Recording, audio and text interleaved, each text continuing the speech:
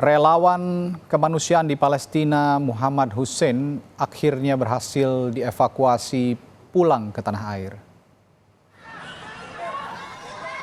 Setelah melalui proses yang panjang dan melelahkan, Muhammad Hussein, relawan kemanusiaan asal Indonesia di Palestina, akhirnya berhasil dievakuasi.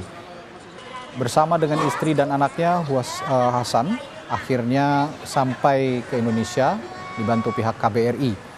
Selama hampir 12 tahun, Hussein tinggal di Palestina, menetap di Palestina untuk membantu para korban di jalur Gaza, dan hampir setiap hari ia mengevakuasi orang-orang yang menjadi korban, baik korban luka maupun meninggal dunia. Pembahasan terus terjadi setiap hari, dan sampai yang memutuskan nama-nama itu kan tidak hanya satu pihak ya, ada beberapa pihak untuk nama-nama kami keluarga ini bisa masuk ke dalam list untuk bisa tembus ke Rafah. Itulah kenapa saya sampai bolak-balik 3 kali.